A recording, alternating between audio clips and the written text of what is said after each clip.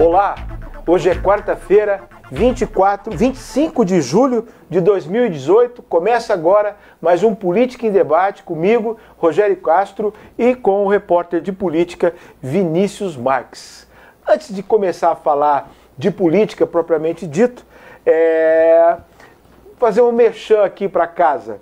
Essa live de hoje é a live de número 1500 do Diário da Região, nas redes sociais. A primeira delas ocorreu logo ali, no dia 23 de junho de 2016, com o nosso colega Osair Júnior, com a resenha esportiva. E agora há pouco teve uma live aí importante lá na Vila Toninho, foi até o assunto da manchete do jornal, infelizmente, uma notícia triste aí, né? Um acidente com morte lá na Vila Toninho, né, o Vinícius Marques? Boa tarde. Boa tarde a todos.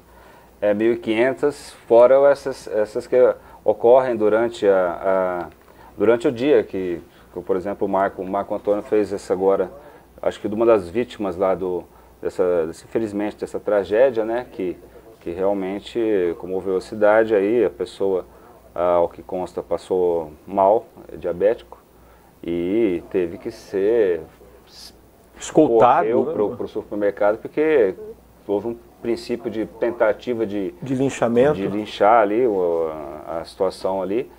Realmente, infelizmente, ocorreu, e a gente aí nas redes sociais cada vez mais consolidando essa plataforma, né, Rogério? Tanto no Face como em outras também, como tem no Twitter, e o próprio site, que depois as pessoas podem acompanhar. Exatamente. Aí os vídeos ficam lá disponíveis no site da região também. Ô Vinícius, e esse acidente lá na Vila Toninho ontem à noite teve reflexos até na Câmara, né? Nós temos um vereador lá na Câmara, o Peixão, que é representante lá da Vila Toninho. É isso. Ele saiu às pressas, como é que foi? Ontem foi a primeira sessão depois do recesso na Câmara, e assim que ocorreu esse acidente, inclusive a gente que é da imprensa, outros colegas que andam, o telefone começou a tocar, várias pessoas passando, falando, aconteceu uma coisa muito grave, que tem gente morta, e isso também ali já chegou, parece que rapidamente, para o vereador o Celso Peixão, que tem sim o seu reduto eleitoral ali na Vila Toninho. Ele saiu disparado lá. A princípio, parecia-se que ele era ali os comentários eram que ele conhecia alguém, ou que seria algum parente que tivesse ali. Imagina a aflição. E ali depois parece que no momento lá ele falou, não, acho que não, mas ele ficou lá durante todo esse tempo, né, o vereador, porque é do bairro e, queira ou não, foi uma tragédia ali no bairro, mas também não só que mobilizou aí a Vila Toninho, mas como toda a população, né, porque é uma coisa que infelizmente aconteceu e as pessoas ficam realmente preocupadas e até na hora que elas estão dirigindo no outro dia, elas ficam pensando, nossa, aqui, né, tem que tomar cuidado realmente. Infelizmente é mais uma tragédia no trânsito, é um trânsito muito violento, né? Embora nesse caso pareça que foi realmente um acidente indesejado, o cara passou mal, né? Essas coisas não tem como prever, mas rola muita imprudência no trânsito, né, de Rio Preto, né, Vinícius? Não rola só bastante daqui. do Preto e acho que no Brasil todo, né? O país que tem mais número de mortos Exatamente. do que já tem 60 mil mortes por ano. Né? Que sempre se compara com guerras e tudo. Nem nas guerras se mata tanto, né? Exato, igual é um trânsito realmente violento. O Vinícius Rodrigo está na minha cabeça. Ele está com saudade do Rodrigo ainda. Gente, um momento de descontração aqui. Ele não consegue vale dizer que do Rodrigo. Uma pessoa responsável por todo esse trabalho de internet, essas 1.500 lives, é um sujeito que está ali atrás. O nome dele é Marco Aurélio Barbosa, ele é um gigante, ele dá conta de todo esse trabalho aqui, ele que monta, que vai... Olha, é um profissional e tanto. Parabéns, viu, Marcão? Obrigado. Ô Vinícius, mas voltando à Câmara, clima de campanha lá na Câmara, como é que tá? Porque a campanha tá aí, né? Se bem que há uma regra ali, né, baixada pelo presidente, que ali não é lugar de fazer campanha política, né? Principalmente durante as sessões, né? A campanha fica ali na conversa entre eles, né? Discutindo, nos bastidores. Fazendo as análises, enfim, mais nesse sentido, mas ela já interfere diretamente, porque a gente já teve na primeira sessão desse ano o vereador Pedro Roberto, ele se licenciou, né? Então ele vai ser candidato, então assumiu o suplente, o Renan Marino, do PRP. Médico, né? Médico que participou da primeira sessão, então tem essa interferência.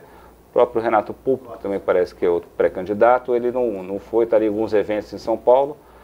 Foi uma sessão também que teve algumas ausências, além dessa do Pulpo, do próprio Paulera e parece que o Jean Dornelas, mais uma vez não foi, mas parece questões médicas, e depois o Peixão que saiu correndo lá para ver o que acontecia na Vila Toninho, né? E foi uma votação, poucos projetos, com muitos requerimentos, né? Com uma abajulação dos vereadores, eles não conseguem... Cessar? Ele não consegue, né? Então teve, acho que 70% dos requerimentos foram só para falar de congratulações ou aplauso. É a bajulação na Câmara, que isso é uma coisa que já não vai acabar tão fácil. Há necessidade deles fazer essa congratulação. Tem gente que até depois manda plaquinha, né? Que já foi alvo até de uma certa apuração no Ministério Público, né? A plaquinha da congratulação.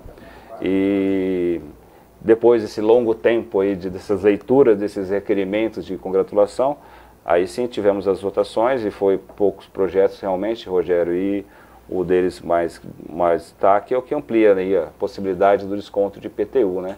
Para quem tem lei do projeto do Fábio Marcondes, alterando uma própria lei dele mesmo, que já permitisse benefício para casos de doenças graves. Entenda-se como doenças graves as pessoas com câncer em tratamento, também tem Alzheimer, Parkinson, esclerose múltipla. Então, e aí, o que aconteceu? A lei permite a isenção, na verdade, não pagar para o dono do imóvel. Então, se o dono do imóvel tiver essa doença grave. O que ele fez nesse novo projeto foi o benefício vale para o parente desse dono de imóvel. Por exemplo, a pessoa tem a casa, ele não é o doente, mas a esposa é, o filho e tal. Apesar de algumas críticas ali pontuais em relação ao projeto, ele foi aprovado. Foi aprovado, agora segue para sanção ao veto do Executivo. O Executivo este que vetou o primeiro essa primeira lei sobre questão de doenças graves, e o Tribunal de Justiça considerou a lei legal, a lei está em vigor. Essa lei, as pessoas devem procurar a Prefeitura, fazer requerimento para conseguir essa isenção.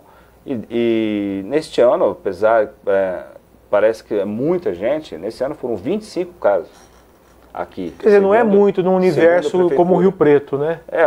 Assim, a discussão tem que ser também, a questão tem que ter um imóvel.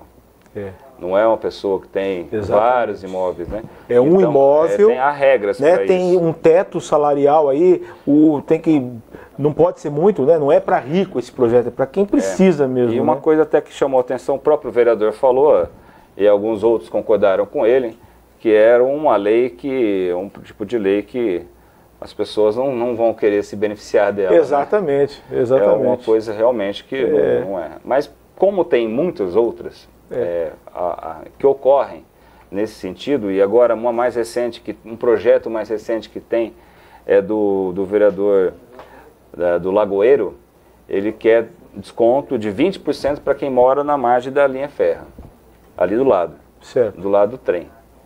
E ele fala justamente, olha, falta tanto medicamento nas UBS e tudo, a pessoa pode catar esse desconto mesmo seja pequeno, comprar medicamento, comprar alguma coisa, porque tem que conviver ali do lado da linha do trem. A gente tem a lei da Feira Livre, a gente tem quem mora em frente à Feira Livre. Aposentado, né? Então, segundo a prefeitura, anualmente 3,8 milhões deixam ser arrecadados em IPTU. Por conta desses benefícios. Por conta desses benefícios, né, Rogério? E também teve um veto lá do Edinho com relação ao projeto de Marco Rilo, que determina preservar a arquitetura dos patrimônios públicos em caso de reforma. Não sei, por exemplo, o mercado municipal, mas enfim, que ele já é uma questão, mas todos os locais reclamaram até do que está sendo feito em cemitério. E aí veio também o Lagoeiro, o veto foi derrubado, o governo perdeu, todos os vereadores estavam presentes, votaram, e veio o Lagoeiro até comentar sobre as calçadas Andaló. Curioso que a obra que está sendo refeita dos corredores exclusivos de ônibus, antes tinha calçada ali, a pessoa andava. Era petit pavé, né? Tinha um desenho igual. Pedras portuguesas, né? Então, que se e arrancaram de lá, Rio né? de Janeiro, não lembro como é que é ali. E arrancaram, né? E arrancaram e virou grama, então não se anda mais ali na Andaló. Isso por conta que estão refazendo o trecho lá do corredor de ônibus, questão de mais 8 milhões que deram aditivo no contrato para refazer e ainda se apura quem errou, né, nesse contrato. E basicamente na sessão foi isso. Agora esse clima de campanha ele fica mais nos bastidores e nos partidos e não para, né? Então muitas indefinições ainda e até o dia 5 os partidos devem definir finalmente na convenção. Não deixa de ser irônico, né? A prefeitura reclama aí desses projetos que dão isenção e descontos de IPTU, geralmente para quem precisa, né? Ela fala, mas isso aí acaba afetando a receita, com esses descontos todos aí a gente já tem uma perda aí de 3 milhões e 800 mil reais por ano de arrecadação, mas ao mesmo tempo a prefeitura é craque em desperdiçar dinheiro, né? Por exemplo, o que você acabou de falar aí, só nessa brincadeira aí dos erros do projeto dos corredores de ônibus, a prefeitura já gastou aí para corrigir esses erros, vai gastar 8 milhões a mais. Quer dizer, são 2 anos aí de imposto que ela deixa de arrecadar com isenções e descontos. Diz a prefeitura que vai cobrar ainda esse dinheiro, não se sabe de quem. Se é da empresa Construeste, ou da empresa que fez o projeto. É a empresa que fez o projeto e até falou-se em contratar-se uma auditoria e também teve problema nessa contratação porque não está conseguindo encontrar uma empresa para fazer essa auditoria que cobre um valor considerável, vamos dizer. Então, estão se cobrando 500 mil reais para fazer uma auditoria nos corredores de ônibus. E a prefeitura está tentando ver como vai fazer para contratar ou ter essa auditoria sem a necessidade de se gastar tanto, porque vai gastar mais para ver quem errou. E aí, mais uma batalha que vai parar na justiça mais uns 10 anos. E não bastasse esses 8 milhões, a prefeitura ainda corre o risco de perder uma matéria que eu e o Vinícius fizemos juntos em Dobradinha, apuramos juntos. A prefeitura corre o risco de perder um dinheirão, 7 milhões e 200 mil reais, que está lá depositado no banco para que ela faça uma obra que também espera há década, né? A reforma da pista de atletismo do Eldorado, que já foi considerada uma pista referência no país. Grandes atletas já disputaram provas ali, grandes atletas já deixaram Rio Preto pela mais absoluta falta de condições de treinar na pista, porque a prefeitura deixou ela estragar, deixou ela esburacar. E desde 2013, o Vinícius teve até a paciência de fazer a conta, 1.600 e quantos dias, Vinícius? 1.665 dias. 1.665 dias que a prefeitura tem aí um dinheirão para reformar esses 7 milhões e até agora não conseguiu começar a obra. O problema agora é o projeto. Parece que o projeto foi mal feito, a prefeitura mandou refazer, né, Vinícius? Pois é, eu até conversei com o representante da empresa, ele falou, eu já fiz todas as alterações que pediram e caminhei para a prefeitura. Agora ela é a Caixa Econômica Federal, que é onde está esse dinheiro, tem que fazer essa análise, né? Acontece que esse contrato foi assinado no começo do ano passado com essa empresa de São Paulo, para fazer em 6 meses, e nós estamos aí já mais de um ano depois, e aí o próprio secretário disse que, o secretário de Planejamento, Israel Sestari, que a empresa apresentou um projeto que seria de R$1 bilhão, fosse fazer. Um absurdo, né? Um valor um pouco... um valor astronômico, um orçamento da prefeitura praticamente, né? Mas a obra é 7 milhões. A obra é 7 milhões. Né? Então, aí com 1 bilhão podia duplicar a BR até Minas. Exatamente. Então, captar água do Rio Grande. Projeto para buscar água no Rio Grande.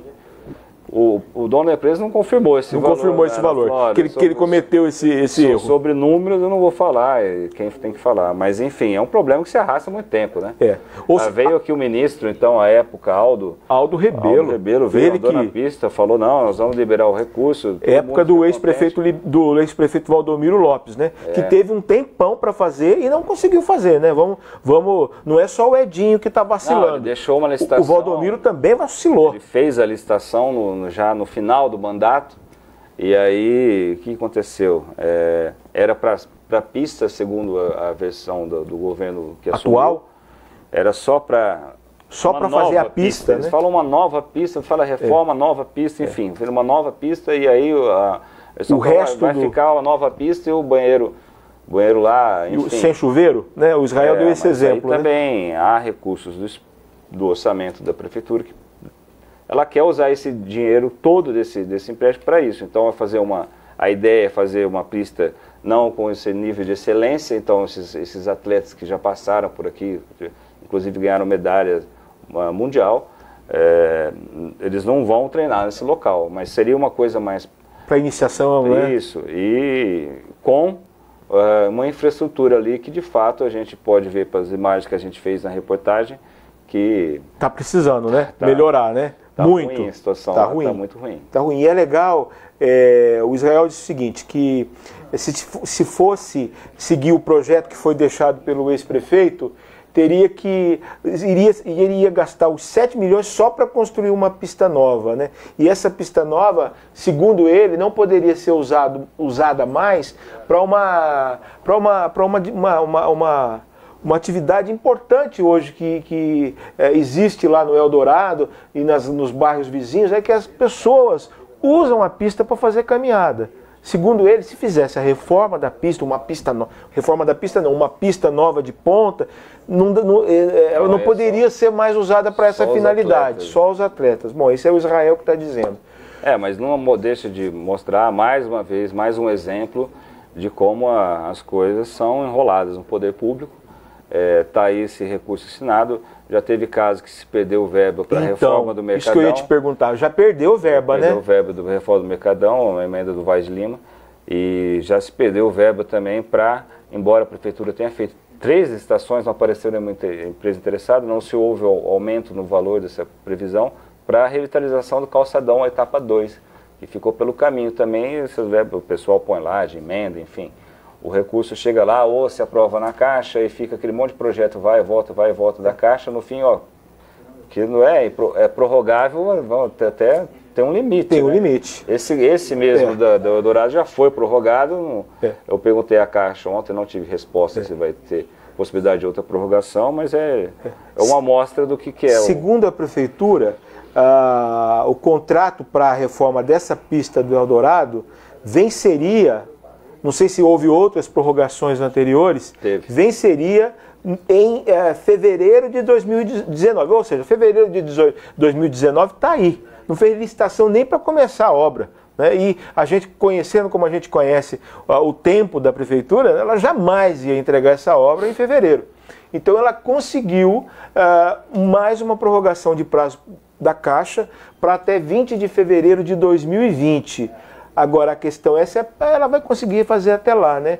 O problema é chegar em 2020, em fevereiro, a obra não tiver nem começado e a Caixa cansar da brincadeira e não prorrogar mais esse contrato. Aí eu quero ver, quem vai, tem que prestar contas desse dinheiro, como é que vai ficar? Até agora foi utilizado 0,04% do recurso aí, e vamos ver depois também o estado de abandono que vai ficar, né? Quer dizer, além de não fazer a obra, a prefeitura pode ser cobrada a devolver esse dinheiro, pelo menos o que ela gastou com juros, com correção monetária, porque ela já gastou parte do dinheiro para fazer projeto, né? Bem pouco. Já está gastando. Está gastando. Mas vamos mudar de assunto? A gente estava falando de Câmara, de eleição. Vinícius, como é que está essa questão de prazo? A eleição está cada vez mais presente nas nossas vidas, né? O leitor, o internauta que acompanha o diário, pôde assistir aí em menos de uma semana. A gente teve aqui nesse estúdio o Paulo Scavi, que é pré-candidato a governador de São Paulo, Luiz Marinho, que é pré-candidato a governador de São Paulo pelo PT, o Paulo Scavi é do MDB, e ontem, né, Marcão, nós tivemos aí a presença do Rogério Schecker, que também é pré-candidato do Partido Novo. E os prazos estão correndo, né, Vinícius? Esse momento aí de que todo mundo é pré, quando antes a campanha já estava na rua e todo mundo... A diferença da pré-campanha para a campanha é só não falar o número e pedir o voto. O resto tudo é igual, inclusive aí, como a gente viu no recente evento do Dória, com certo... Com pompa, né? Com pompa, gastando-se bastante, mas falando que não se gasta tanto. Agora é uma fase que estão de questão de governadores, próprios partidos definindo os candidatos a deputado, né? Tem muita discussão sobre as alianças ainda. Tem partidos meio isolados, tem outros que não, tem outros que já definiram as candidaturas, mas não definiu um vice, que vai atrás de vice agora. Isso tudo, a gente já está no dia 25, isso tudo tem um prazo para acabar, pelo menos na questão das convenções. Então, até o dia 5 de agosto, os partidos têm que... É o prazo limite para fazer convenção, pra fazer né? as convenções, mas depois tem mais 10 dias para registrar. 15 de agosto é o dia exato que vai ter até às 19 horas. Ou seja, quem se inscreveu, quem não se inscreveu não pode ser candidato. Registrou a candidatura oficialmente a presidente, a senado, a deputado, a governador, aí está feito o registro, e aí a partir do dia 16, sim, começa-se a campanha. Uma campanha rápida, né, Vinícius? Uma campanha Vinícius? das mais curtas que vai existir, não à toa que se critica muito essas alterações, que foi feita, claro, por quem está lá tendo mandato, que quer continuar, né? Que quer ser reeleito, né? Então, há muita aqueles que beneficiam apenas eles, porque a estrutura que eles têm é muito maior do que quem vai começar começar, então, e aí já vai ser eleição direto para outubro, menos de 60 dias nós temos de campanha, né? E aí essa definição vai sair ainda em breve, não sem muitas reuniões aí que está tendo, né, Rogério? É isso aí. Gente, vamos terminar o programa por aqui, mas antes queria fazer um adendo. O Vinícius citou. Sábado, o DEM fez uma super produção aqui no Monte Líbano, não é? Com bexigas, com decoração, com som, com adesivos, com banners gigantes, né? E o Diário da Região fez seu papel. A gente quis saber o valor, quanto é que o partido pagou para fazer uma festa dessa. Perguntamos para o DEM, perguntamos para o PSDB, que é o Dória e tal, e aí o DEM disse, sem dar muito detalhe, que o gasto foi de R$10 mil, 4 mil só para o aluguel ali do salão do Clube do Monte Líbano. A questão não é o DEM, não é o PSDB, a questão é com todos, gente. O eleitor e a sociedade organizada precisa cobrar, saber e perguntar, quanto que está custando isso? Quanto que custou essa festa? Quanto que custou o deslocamento? Quanto que custou a equipe? É para DEM, é PSDB, para PT, para MDB, para todos. Porque a corrupção, não sei se você concorda comigo, a corrupção começa na campanha, gente. Não é isso, Vinícius? Eu acho que, ainda mais nessa época que todos pregam a tanta transparência, nem assim questionar como ocorreu aí em alguns nesses meios de eventos que tivemos aqui, algum questionando, mas perguntou para o outro e tal, perguntou para o outro, perguntou para você e vai perguntar para todos. Então, é uma coisa que sim, o diário faz, o diário vai perguntar sobre os eventos, não venham aqui um monte de bandeira, um monte de cartaz e não se tem inscrição clara, a equipe do outro que trouxe lá de São Paulo, beleza, então a equipe do outro que trouxe de São Paulo que informe quanto custa, um monte de segurança, senhora de uma estrutura, né? Que você disse bem, teve deslocamento, quem pagou esse aluguel desses veículos, então, enfim, esse grande evento pode ter custado tudo, menos 10 mil. Ou seja, a transparência começa na campanha, gente. A gente tem que exigir transparência na própria campanha, porque é ali que começam os acordos, os conchavos, e o diário, na medida das suas forças, da sua possibilidades, vai estar questionando todos os candidatos sobre isso, porque isso é fundamental, é dinheiro, entendeu? E a política gira em torno do dinheiro. Os escândalos todos que a gente assiste aí, de mensalão, Operação Lava Jato, tudo tem a ver com dinheiro. E é engraçado que eles ficam chateados quando a gente pergunta, né? Parece que não pode perguntar, não, tem que perguntar, é transparência, gente. Tem que ter transparência, é o mínimo que esses políticos devem. Não é para o Diário da Região, não, é para o eleitor. É isso aí, boa tarde, muito obrigado pela audiência e até a próxima. Valeu!